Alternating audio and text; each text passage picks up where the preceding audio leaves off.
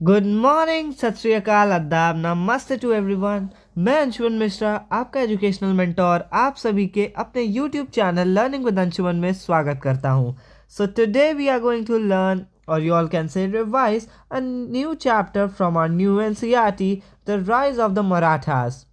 सो yes, ये chapter हमारे लिए बहुत इंटरेस्टिंग होने वाला है। तो स्टार्ट करते हैं। बट पहले, अगर आपको ये चैप्टर पसंद आता है तो हमारे चैनल को लाइक करें, सब्सक्राइब करें और कमेंट भी ज़रूर कर दीजिएगा। So let's begin. तो आज का हमारा टारगेट है और आने वाले एग्जाम्स का हमारा टारगेट होने वाला है 95% plus. So are you all guys ready? Let's go. The rise of the Marathas, class 8 CBSE, a journey through history. So अब हम शुरू करते हैं। तो ये पूरा चैप्टर छत्रपति शिवाजी महाराज जी के ऊपर बेस्ड है। तो शुरू करते हैं। Who were the Marathas actually? Origin and geography. The Marathas were the native to the Deccan Plateau, especially you can say the region we now call as Maharashtra. They are identified by their unique language, Marathi, which has an incredibly rich literacy, or you can say literary heritage dating back to the 12th century. Okay? Historical timeline अगर हम देखें तो historical timeline में ये है कि during the 13th century most of the Marathas और most of the Maharashtra was ruled by the powerful Yadava dynasty, like you can say, with their capital at Devagiri, present day Daulatabad. If you see the period of Delhi Sultanate, one king was there from Tughlaq dynasty named as Muhammad bin Tughlaq. He was the ruler who actually shifted his capital from Delhi to Daulatabad because it was very, kind of very beautiful place, good for agriculture and all. So it was a very its significance was very all over good. So however, in the earlier 14th century, the Yadva dynasty fell to the Khilji Sultanate from Delhi, marking the beginning of the new era. Okay, so एक नई era की शुरुआत होती है जब दिल्ली सल्तनत में खिलजी सल्तनत के लोग यादवा डायनेस्टी के रूलर्स को हरा देते हैं. भक्ति movement, cultural foundation. What most of the important question जो आपके एग्जाम में आ सकता है वो है व्हाट वाज द भक्ति मूवमेंट. तो एक्चुअली मैं इसको बताता हूँ. Between the 7th and 17th century, religious saints from diverse sections of the society composed beautiful devotional songs and poetry in local languages. This allowed their spiritual messages to spread widely among the common people. So उस time के जो cents थे उन्होंने अपनी language में, उन्होंने अपनी local languages में कुछ डिवोशनल सॉन्ग्स लिखे, कुछ पोइट्रीज लिखी जो आगे जा कर के हमारे भारत देश में बहुत ज़्यादा फेमस हुई. ओके, कॉमन पीपल के बीच में ज़्यादा फेमस हुई.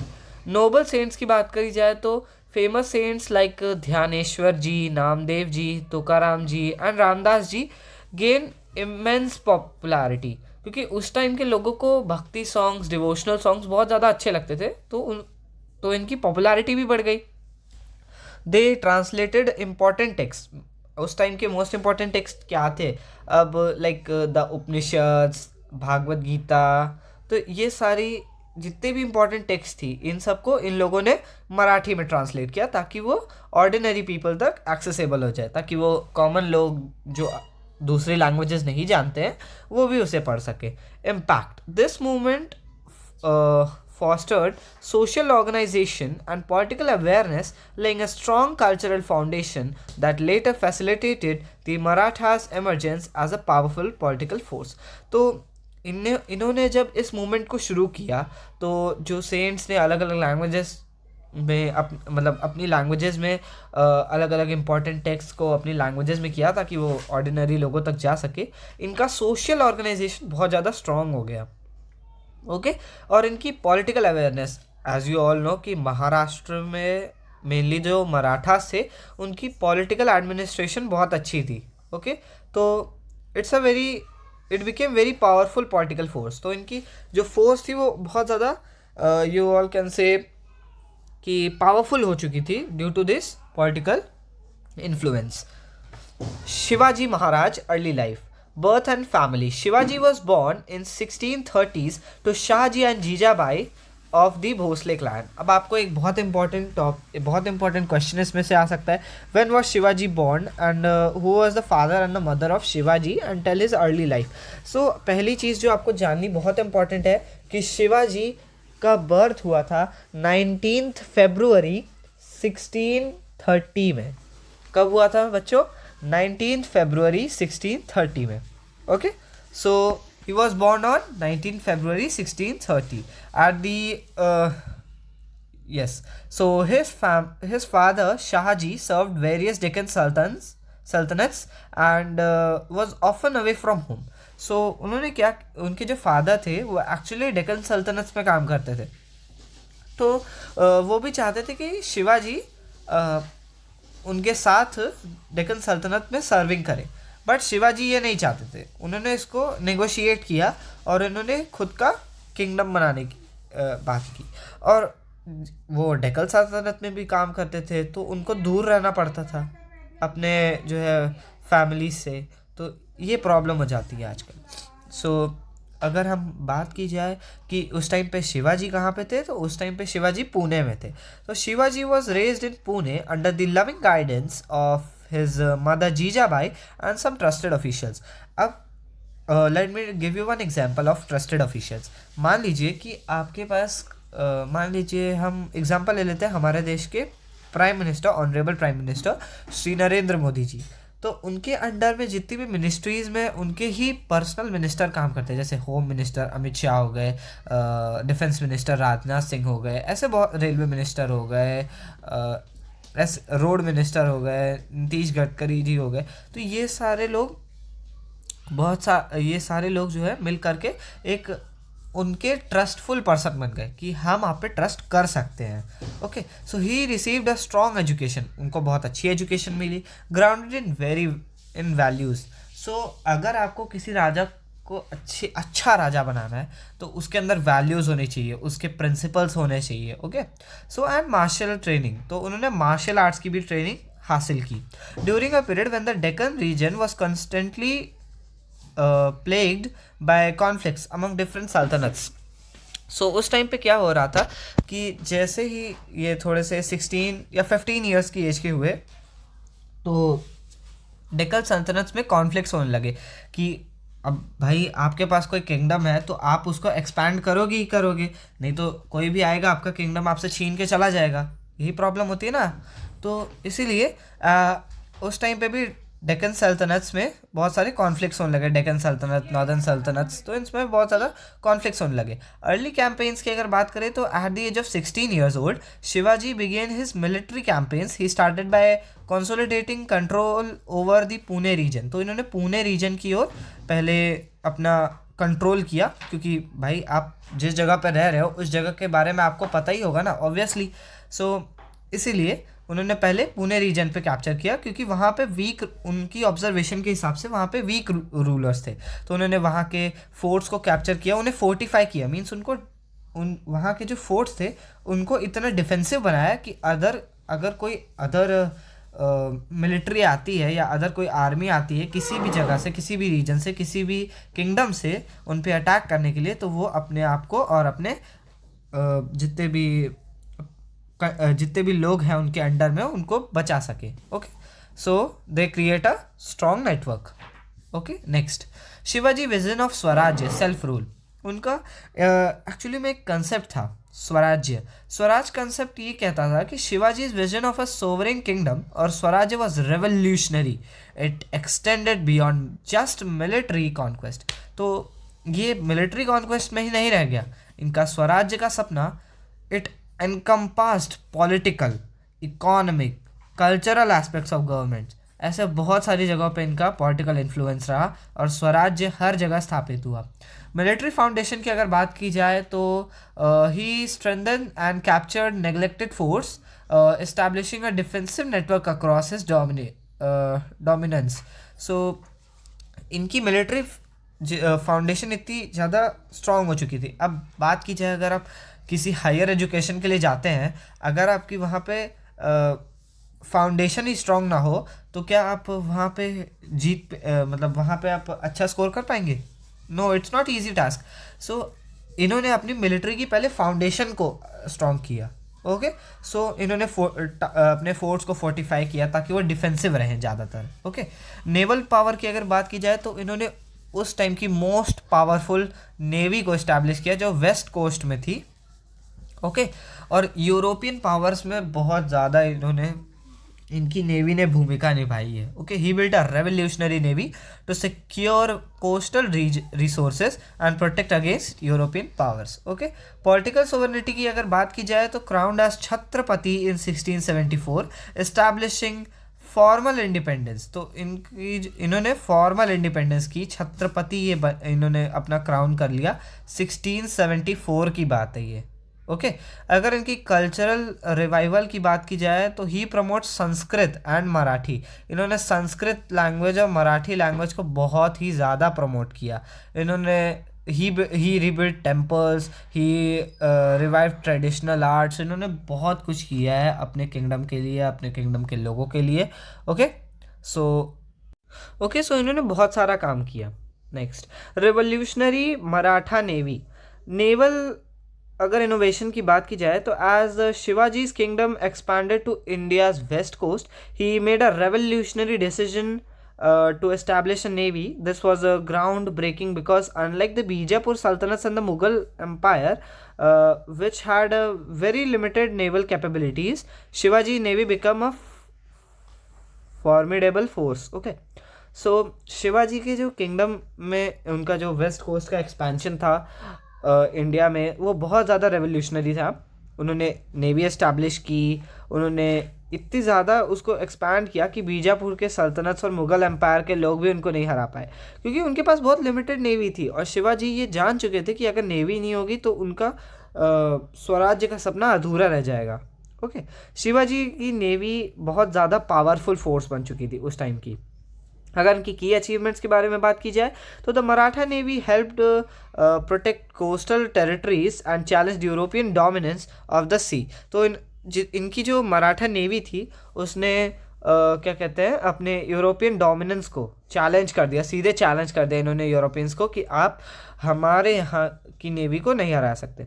ठीक है, तो इन्होंने under the leadership of famous admiral Kanauji Angre, तो इनके जो इनके जो यू ऑल कैन से इनके जो फेमस एक फ्रेंड थे, इनके एडमायरल थे कनौजी आंग्रे। ये मराठास में इन्होंने नेवी में बहुत सारी बैटल्स जीतने में बहुत ज़्यादा मदद की है।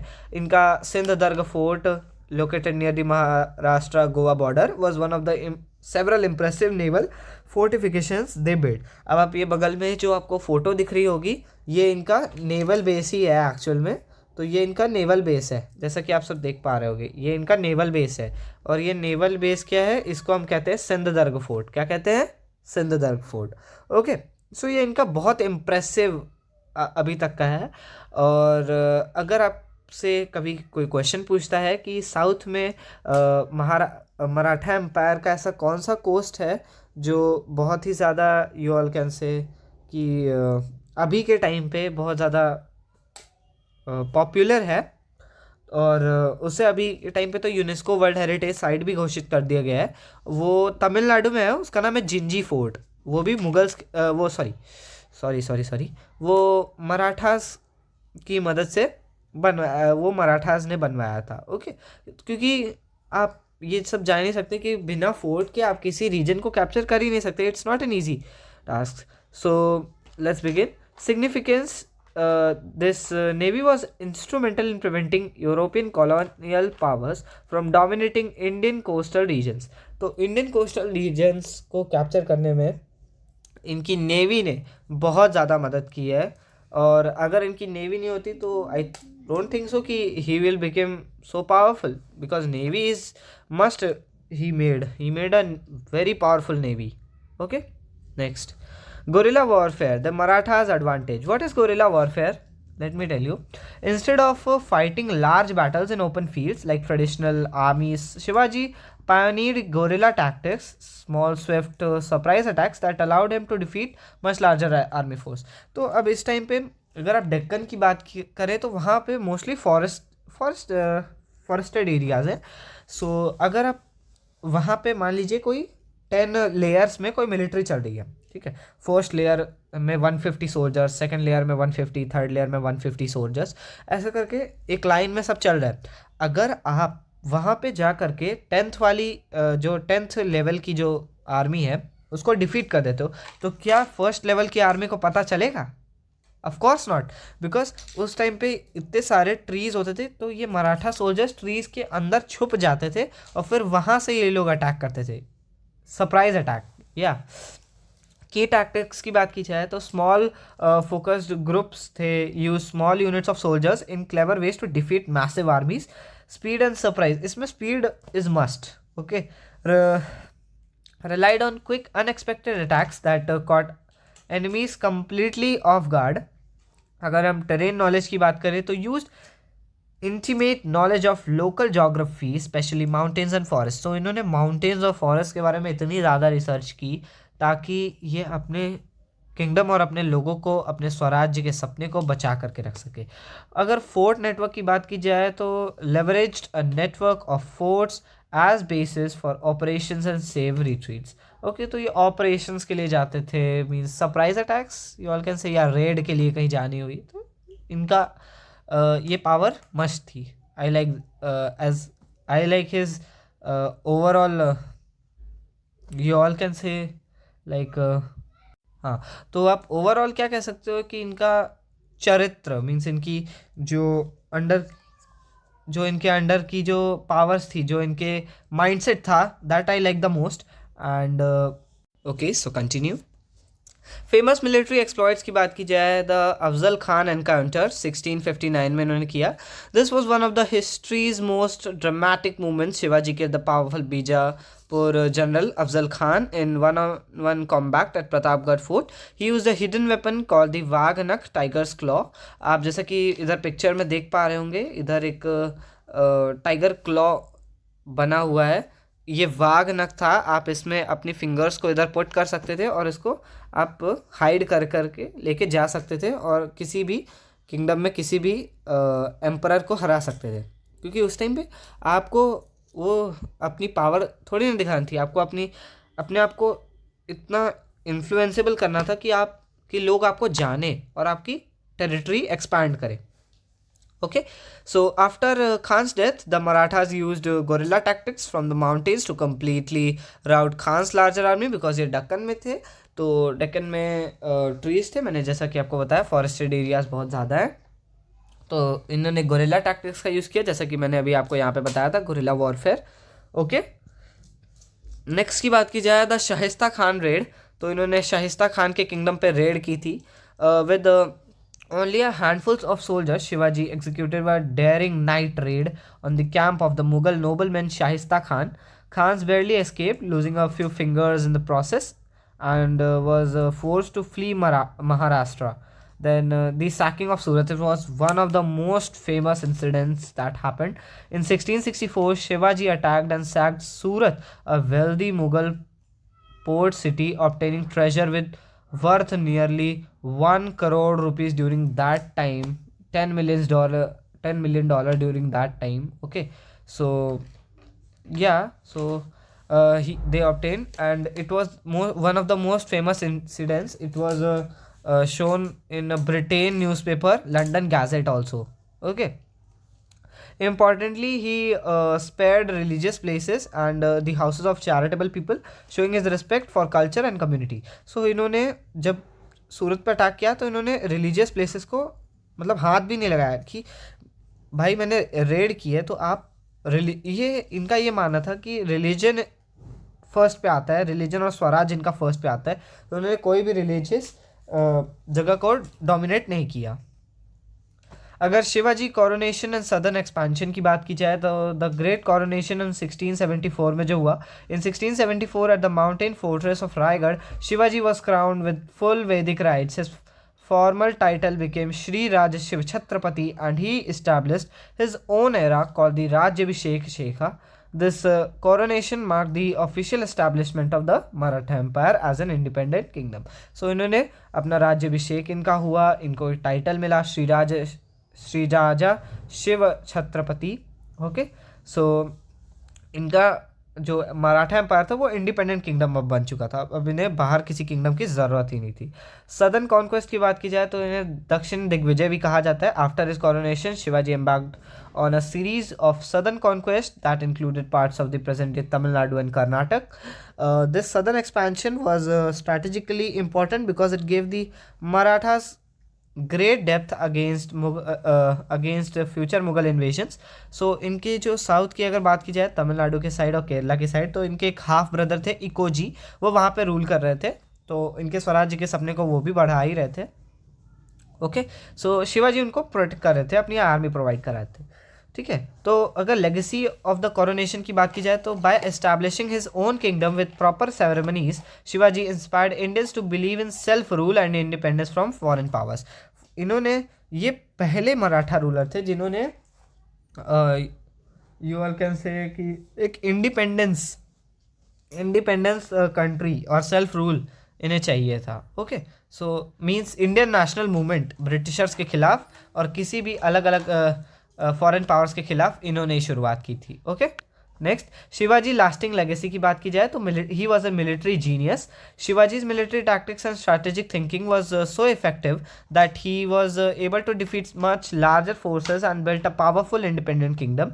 विजन बियॉन्ड वॉर की बात की जाए तो शिवाजी विजन ऑफ स्वराज्य extended far beyond military conquest. इन्होंने मिलिट्री कॉन्क्वेस्ट तक ही नहीं, इनका और भी बड़ा ही focused on cultural revival, efficient governance, respect for all religions. इन्होंने बहुत सारी चीज़ों पे अपना फोकस दिखाया. ही रिबिल्ड टेम्पल्स, इन्होंने टेम्पल्स रिबिल्ड किया और प्रमोटेड इंडियन लैंग्वेजेस को अदर कंट्रीज़ में प्रमोट किया और and created systems of administration that was ahead of their time. Because उस टाइम की एडमिनिस्ट्रेशन को इन्होंने इतना पावरफुल कर दिया कि आज की एडमिनिस्ट्रेशन, अगर उधर के एडमिनिस्ट्रेशन की बात की जाए तो अभी आज की एडमिनिस्ट्रेशन भी कम है. Okay, he done a lot for his kingdom. International recognition की बात की जाए तो Europeans were so impressed by Shivaji that they compared him to Alexander the Great. Indian leaders like Bundel prince Chhatrasal were inspired by his struggles against Mughals. इतना ज़्यादा सोचिए इनका influence हो चुका था कि बच्चा बच्चा इन्हें जानता था. फाइनल ईयर्स की बात की जाए तो fever claimed Shivaji's life when he was 50 years old in 1680, but within his lifetime his exploits has become legendary across India and even reached Europe. His legacy continued to inspire future generations in the fight for independence. अब आप एक बात जान लीजिए कि शिवाजी का birth कब हुआ? 19 फरवरी 1630 में. ये छत्रपति बने 6 जून 1674 पे और शिवाजी की डेथ हुई थी 3 अप्रैल 1680s में. मीन्स इन्होंने ओवरऑल रूल किया 33 years. Yo all can't imagine, इन्होंने ये 16 years की एज से रूल कर रहे हैं. Okay, next the Maratha empire after Shivaji की बात की जाए तो संभाजी का रूल आया. After Shivaji's death his son Sambhaji became Chhatrapati. However the Mughal emperor Aurangzeb invaded the Deccan region, captured Sambhaji and executed him. He also seized some of the fortresses of Raigad. इनके जो सन थे संभाजी, आपने Chhaava movie most of the बच्चों ने देखी ही होगी, तो उसमें जो संभाजी के साथ हुआ वेरी ब्रूटली औरंगजेब ने उनको जो है एग्जीक्यूट किया. बट उन्होंने अपने स्वराज्य के लिए, अपने पापा के सपने के लिए, अपने फादर के सपने के लिए वो स्वराज्य का सपना कभी नहीं छोड़ा और औरंगजेब के साथ कभी नहीं गए. राजा राम एंड ताराबाई की बात की जाए तो 1689 से 1707 Sambhaji younger brother Raja Ram became the next Chhatrapati but was force to flee into Gingee in Tamil Nadu. ये जिंजी फोर्ट अभी जो मैंने आपको बताया, ठीक है. After his death, his brave widow Queen Tarabai led Maratha forces with such a skill that she made large-scale inroads into Mughal territories. Tarabai इतनी ज़्यादा एग्रेसिव हो गई थी कि मुगल्स पे कि इन्होंने मुगल के किंगडम के अंदर जा कर के मुगल्स को हरा के आई है ये, और इन्होंने पूरा एरिया कैप्चर कर लिया। राइज ऑफ द पेशवा की बात किया जाए तो Peshwa means Peshwa was you all can say prime minister during that time. 1708 onwards की बात है। Over time the centralize states under the Chhatrapati gave way to a more decentralized structure when the Peshwa means prime minister widely great influence. Bajirao I और Nana Saheb Peshwa led pan India expansion extending Maratha power across much of India. So Peshwa उस time पे prime minister थे, और पेशवा आज की अगर बात की जाए तो पंजाब के कुछ स्टेट्स में उनका रूल चलता था। तो इन्होंने मराठा के रूल और मराठा के इन्फ्लुएंस को, मराठा एम्पायर को एकदम उनकी और भी ऊंचाइयों पर लेके गए और उसको एक्सपैंड किया। Okay, next, Maratha empire at it height 18th century. आप देख लीजिए शिवाजी ने शुरुआत की और एंड तक देख लीजिए कितना बड़ा इन्फ्लुएंस था। मैं बता दे रहा हूँ इससे भी बड़ा था, बट इसमें आपको छोटा सा ही दिखाया जा रहा है, I don't know why, but इससे भी बड़ा था Maratha empire. Okay, next, Maratha administration and governance की बात की जाए तो सेंट्रलाइज सिस्टम था। Shivaji instituted a relatively centralized administration that was progressive for its time. He abolished hereditary post meaning position which are not automatically passed from father to son like in many kingdoms। देखिए आजकल जो पहले के time पे जो Mughals में होता था कि मान लीजिए किसी के पापा कि उसमें मान लीजिए गवर्नर जनरल थे, तो उनके पापा केपेबल है लेकिन उनका बेटा केपेबल नहीं है, बट ये पास हो गया तो उनका बेटा जो है उसको डाउनफॉल करा रहा है। बट इसमें ये नहीं होता है, इसमें ये होता है कि अगर फादर केपेबल हैं तो फादर को बनाया जाएगा, लेकिन अगर सन केपेबल नहीं है तो सन को नहीं बनाया जाएगा। मीन्स इधर कैपेबिलिटी इधर माइंडसेट मैटर्स अ लॉट।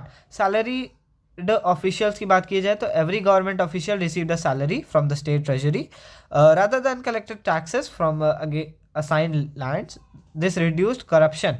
देख लीजिए आज के टाइम पे भी अगर बात की जाए तो करप्शन बहुत ज़्यादा है, ठीक है, बट उस टाइम पे इन्होंने ऐसा अपना माइंडसेट तैयार कर लिया था कि इनके किंगडम में एक भी आदमी करप्टेड नहीं था। Okay, this reduced corruption and ensured loyalty to the king rather than to personal territories. Okay, next, regular transfers की बात की जाए तो to prevent officials from becoming too powerful in one region the government periodically transferred them to different areas. जैसे आजकल district magistrate हो जाते हैं या डिस्ट्रिक्ट मजिस्ट्रेट हो जाते हैं तो उनका ट्रांसफ़र कराया जाता है, या किसी कोई आर्मी में है, कोई आर्मी में या एयरफोर्स या एयरफोर्स में ही है तो उसका भी ट्रांसफ़र होता है। ओके, होता है ना, तो यही पहले से ही चलता आ रहा है ये सब। काउंसिल ऑफ मिनिस्टर्स की बात की जाए तो the administration was assigned by Ashta Pradhan Mandal, council of 8 ministers who help the king make important decisions covering military, finance, justice and foreign affairs. अब मैं आपको कुछ अष्ट प्रधान के बारे में बता ही देता हूँ, हो ही गया है तो अष्ट प्रधान में जो मेन थे वो थे छत्रपति द सोवरेन किंग, उसके बाद आते थे प्राइम मिनिस्टर यानी प्रधान, और यू कैन से उस टाइम पे पेशवा, और देन आते थे लैंड रेवेन्यू मिनिस्टर जिन्हें सचिव कहा जाता था, चीफ जस्टिस जिन्हें न्यायाधीश कहा जाता था। हेड ऑफ रिलीजियस अफेयर्स की बात की जाए तो उस टाइम पे पंडित राव थे, और कमांडर इन चीफ की बात किया जाए तो उस टाइम पे सेनापति थे। मिनिस्टर फॉर फॉरेन अफेयर्स के लिए सुमंत थे, और इंटेलिजेंस मिनिस्टर के लिए मंत्री थे, और फाइनेंस मिनिस्टर उस most important thing in a country is Amatya. उन्हें टाइटल्स दिए जाते थे जैसे प्रधान, सचिव, न्यायाधीश, पंडित राव, सेनापति, सुमंत, मंत्री, आमत्य। ये सारी पोस्ट हैं, ये सारी टाइटल हैं जो दिए जाते हैं। Okay, next, military, taxation and cultural achievements की बात की जाए तो अगर टैक्सेशन सिस्टम की बात की जाए तो Marathas developed a clever taxation system called Chauth is 25% and Sardesh मुखी इज 10%। चौथ यानी कि 25% जो है आप जितना कमाओगे उसका 25% गवर्नमेंट के पास जाएगा, बट सरदेश मुखी में अगर आपकी कम कमाई हुई है तो आप 25 यानी चौथ यानी 25% का भी 10% आप दे सकते हो सरदेश मुखी। और नेक्स्ट आते हैं, these taxes were collected from provinces not directly under Maratha control. Okay, so from provinces not directly under Maratha control. In return, the Marathas protected these provinces without interfering in their internal affairs. ठीक है, तो taxation system में मराठास किसी province को अपने अंदर ले लेते थे, लेकिन उसके इंटरनल अफेयर्स में वो कुछ नहीं करते थे. मींस उसके एक्सटर्नल अफेयर्स यानी उनकी मिलिट्री वगैरह को वो खुद देखते थे, लेकिन इंटरनल अफेयर्स यानी इंटरनल कॉन्फ्लिक्ट्स पे वो अलग अलग लोगों को रखते थे. नेक्स्ट, मिलिट्री ऑर्गेनाइजेशन की बात की जाए तो the Maratha military was well organised with infantry, soldiers with swords, lances and guns. Cavalry की बात की जाए तो बोथ स्टेट इक्विप्ड भी थे और सेल्फ इक्विप्ड भी.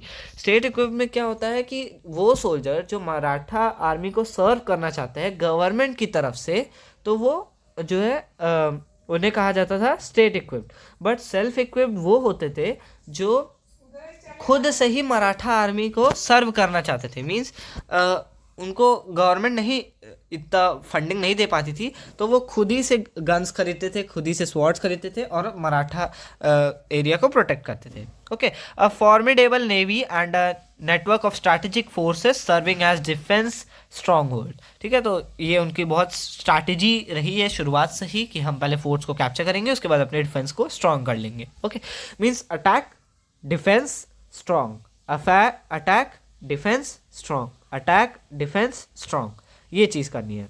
ओके, कल्चरल रिवाइवल की बात की जाए तो the Marathas actively promoted Sanskrit and Marathi language, rebuilt decrease temples and supported literary arts.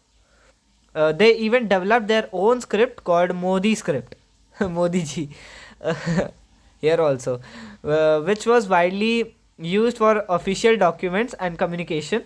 Notable women leaders की बात की जाए तो Tarabai and Ahilyabai Holkar were most prominent, were remarkable leaders who managed kingdom and made significant contributions to society through their wisdom and care for people. Maratha legacy and the end. European interactions की बात की जाए तो Marathas boldly challenge Europeans naval dominance, मैंने आपको पहले ही बता दिया था. And their unfair cards trade pass, यानी अगर आपको हमारे यहाँ पे ट्रेड करना है तो आपके पास पास होना चाहिए. आपके पास कभी भी रेड पड़ सकती है, आपको पास दिखाना ज़रूरी है. Okay, so systems that force Indians to pay to trade. Okay, means अगर आपको मराठा किंगडम में ट्रेड करना है तो आपके पास पासेस होना कंपलसरी है. मीन्स ट्रेड पास होना कंपलसरी है. Shivaji even forbade the Dutch from trading slaves, showing his concern for his subjects. Means इनके वैल्यूज़, इनके प्रिंसिपल्स इतने, इनके सब्जेक्ट्स इतने ज़्यादा पावरफुल थे कि इन्होंने क्योंकि उस टाइम पे जो डच फोर्सेस थी वो आती थी मराठा मतलब किसी भी किंगडम से लोगों को लेकर के चली जाती थी और अपना गुलाम बना लेती थी, अपने स्लेव्स बना लेती थी. बट शिवाजी ने इसको मीन्स हटाने की मांग की. इंटरनेशनल रिकग्निशन की बात की जाए तो Shivaji exploit became so famous that they were reported in London gazette. Means London gazette, Britain में इनके कारनामे मीन्स दिखाई देते थे. Europeans compared him to Alexander the Great, recognising his genius as a military strategist. अब डिक्लाइन की बात की जाए तो the Maratha power decline during 3 Anglo Maratha war जो हुई थी बिटवीन 1775 से 1818 के बीच में. Internal disunity and the superior British military organisation की अगर देखा जाए एंड टेक्नोलॉजी की बात की जाए तो eventually ended Maratha independence. Means Maratha independence अगर वो इंडिपेंडेंट नहीं होती तो मीन्स वो लोग हारते. मीन्स इसमें तो ये लोग हारे, बट इनका कल्चरल डोमिनेंस, इनका ट्रेडिशंस, इनके वैल्यूज़, इनके प्रिंसिपल्स कभी एंड नहीं हुए. इनके सब्जेक्ट्स तो कभी एंड नहीं होंगे आने वाले टाइम में. लेकिन अगर ये इंडिपेंडेंट है इसलिए, अगर ये डिपेंडेंट होते तो ना इनके अभी तक कोई डोमिनेंस होता, ना इनके कल्चर कोई प्रैक्टिसेस होती, ना कुछ होता. Okay, however, their legacy of fighting for Swarajya, self-rule, inspired the entire Indian independence movement. तो entire इंडिया में इनके ये कारनामे, entire इंडिया में इनके इस इंडियन नेशनल मूवमेंट की शुरुआत जिसने की थी वो मराठा आर्मी ने की थी. ओके, अब आते हैं आप सबकी विशेष पर एक poll question. What was Shivaji's greatest achievement? A. Military victories and fort network. Option B. Building the Maratha Navy. Option C. Establishing Swaraj self-rule. या Option D. Cultural and administrative reforms.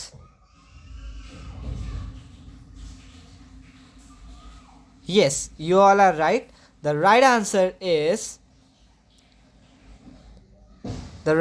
is establishing Swarajya self-rule. Okay, ये आपके exam में पूछ सकता है. Take the correct option, ये fill in the blanks में.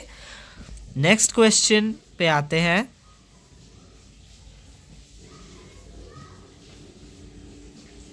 Okay, so next question पे आते हैं. Poll question number 2. Which battle or you can say exploit was most significance for Shivaji's rise? Defeating Afzal Khan at Pratapgarh, sacking Surat, coronation at Raigad fort या building the Maratha navy? अगर इनकी battles की बात की जाए तो मोस्ट सिग्निफिकेंस, मोस्ट फेमस इनकी बैटल है defeating Afzal Khan at Pratapgarh fort. Option A is the right answer. Okay, मैं आशा करता हूं कि आप सब करेक्ट आंसर दे रहे होंगे. Next, poll number 3. What was the main reason for Maratha decline? Okay, it's very good answer. Good question. What was the main reason for Maratha decline? A. Internal unity among Marathas leaders. B. Superior British military technology. C. Loss in the Battle of Panipat in 1761. या D. All of the above. And D is the right answer. Because इनकी जब शिवाजी और बड़े बड़े great rulers का and हो गया, means ये लोग नहीं रहे, तो जो मराठा लीडर्स उस टाइम पे मोस्ट प्रोमिनेंट थे उन्होंने करप्शन स्टार्ट कर दिया और इनकी इंटरनल यूनिटी, इंटरनल ही फाइट में ही जो है पूरी मराठा एम्पायर डिक्लाइन होने लगी. नेक्स्ट, कि अगर सुपीरियर ब्रिटिश मिलिट्री टेक्नोलॉजी, अब आप एक चीज़ की कंपैरिजन करिए. इंडिया में उस टाइम पे गन्स नहीं थी या, और ये लोग आते थे गन्स के साथ. ओके, अब मान लीजिए सामने से कोई आदमी है, वो खड़ा है, कह रहा है उसने कहा कि हम स्वराज्य बनाएंगे. ठीक है, उसने जैसे ही तलवार निकाली, अब ये लोग ब्रिटिश लोग क्या करेंगे, ये लोग गन रीलोड करेंगे, कहेंगे धाए फिनिश. ओके, सो ये बहुत ज़्यादा प्रॉब्लम क्रिएट कर दी और इसी वजह से मराठा एम्पायर डिक्लाइन होने लगा. थर्ड है बैटल ऑफ पानीपत. ये आप सभी ने सुना ही होगा. बैटल ऑफ पानीपत हुआ था 1761 में और जिसकी वजह से मराठा आर्मी डिक्लाइन होने लगी, मराठा एम्पायर डिक्लाइन होने लगा. नेक्स्ट पे आते हैं. तो वेट अ मिनट, या नेक्स्ट पे आते हैं इंपॉर्टेंट एग्जाम क्वेश्चंस. आपके एग्जाम में 100% ये क्वेश्चन आने के चांसेस है.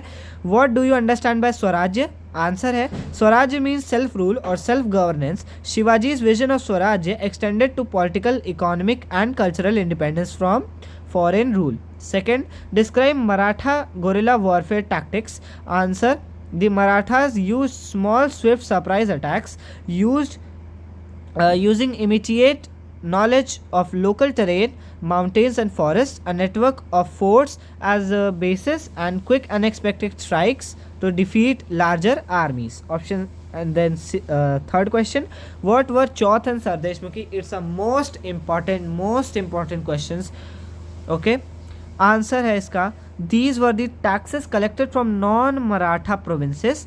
Chauth was 25% and Sardeshmukhi was an additional 10% of Chauth. In return, Marathas provided protection without internal interference. And in fourth question, who were the notable Maratha women leaders? Tarabai, from 1675 to 1761, fearless warrior queen who fought Mughals, and Ahilya Bai Holkar, who was from 1725 to 1795, wise ruler who restored temples and roads across India. तो इन्होंने वाराणसी के temples को rebuild करवाया, इन्होंने सूरत के temples को rebuild करवाया। Ahilya Bai Holkar was a great architect, you all can say, of the Maratha empire. So I wish you all that you all are doing great. You will all do great in your examinations. So all the best, and thanks for watching the video, and please like, subscribe, comment if you like this video, and if you have any doubt you can ask me in the chat, in the comment box. And the most best question which I will like, I will add that question, and we will discuss in the next video. Thank you, have a nice day, take care, see you soon, bye bye.